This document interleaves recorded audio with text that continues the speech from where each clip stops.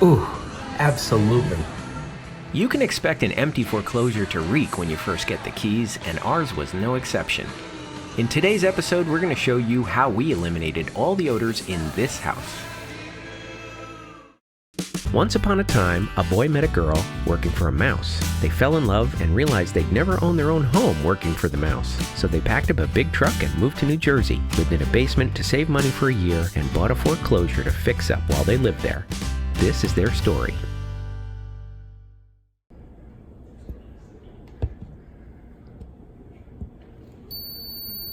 Alright, what I've got here is a moisture meter, and there's some spots in the ceiling here that are still damp. And the inspector, when he was up there, he checked the sheathing and he said it looked fine, that he didn't see any wetness coming through the roof. So this is either an old stain or it could be from a mouse, he said. Did you see this dead mouse here? Yeah, right here, that's another trap they got here. Yeah, I see that too. So, and we think that might be contributing to the smell inside the house. So I'm actually going to, instead of just putting kills on it, I'm going to cut out that sheetrock and replace it. Just patch it with something nice and dry, and we'll see what's up there too. So.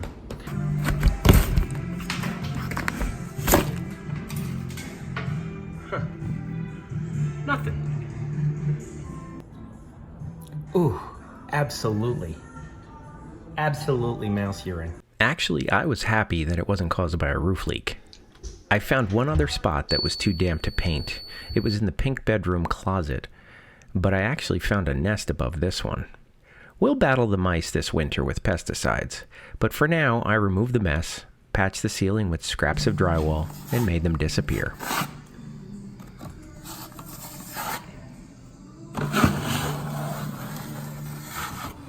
Now, all the doors in the house were flat, plain doors. Most of them were damaged, so Julie made it her mission to remove all the doors and the door frames and get them out to the curb before the bulk pickup happened.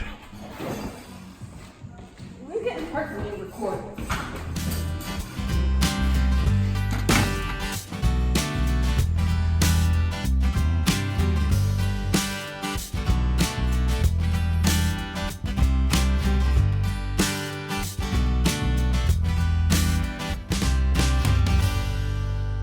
This carpeting reeks when I tell you. I cannot describe the smell in this garage from this old carpeting. So between the smell of the mouse urine in the ceilings and, of course, the odors that were just trapped in the carpet and in the floor, getting those out of the house was such a major improvement. But every surface in the house needed to be cleaned and then painted. All the ceilings, all the walls, and we took a lot of time to do a lot of prep work because there were a lot of holes in the walls and imperfections, and so we spent a lot of time on those, and we were finally at a point where we could start putting some paint on, and they were just overjoyed. How's it feel to be painting, Joel? So good. Putting in some new stuff after taking out all the old. Really? Now, I must say, it was a pretty big challenge to paint that two-story foyer ceiling and the high walls and whatnot. And I found a plank up in the attic, and of course, I instantly knew what they used it for. So we dragged that down and set it up on a ladder, and I was the only one that wasn't afraid of heights, so I got to walk the plank. Ba-dum-bum.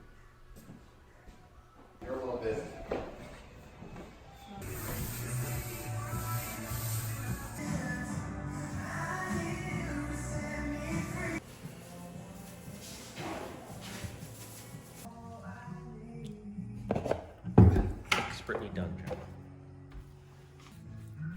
Now, we tried something different when cutting in the wall color. We put one of these painting pads on the end of a long extension pole and pressed it up against the ceiling, and it really did a good job. I must say, this was my first time using one. It wasn't that expensive, and we just got it at probably Home Depot, and it really worked out really well. I mean, we did have some touch-ups and some spots that got on the ceiling, but for the most part, I would say I would do it again this way. It still requires quite a bit of effort, right? Well, you gotta put more on, it gets a little sticky. Okay. He's an expert.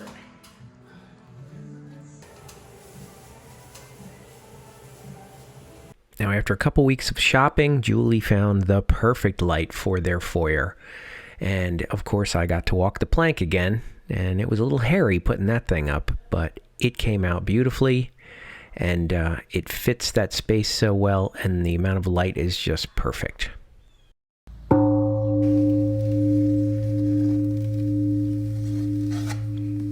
Alright, I was here late last night. Let's take a look and see how the sanding came out. The objective is for the kids to be able to paint this weekend while we're away at a wedding. And it looks like it's pretty darn good and ready to go.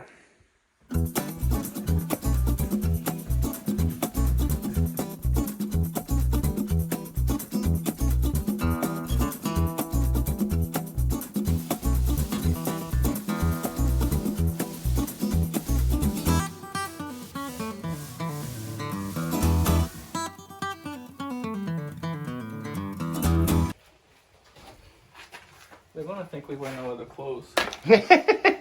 Food stock clothes. That's right. Well, you know, food stock shirts make good work shirts. Yep. Should I Just go around it unscrew it? for now.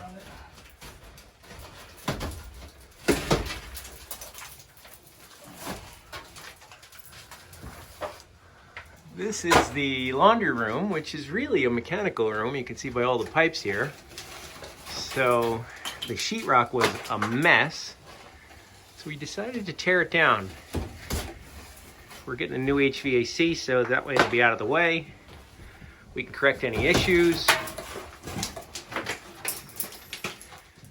And we might put up a drop ceiling, or maybe even just leave it exposed and paint it up there. Who knows? Plus we gotta run the gas for the gas range. That's right, because the appliances came today and we need a gas line.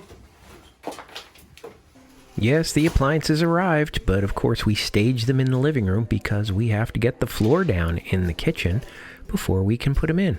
So that's coming up in a future episode. Stay tuned.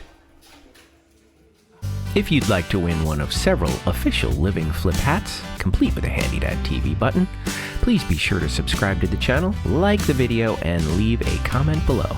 Thanks.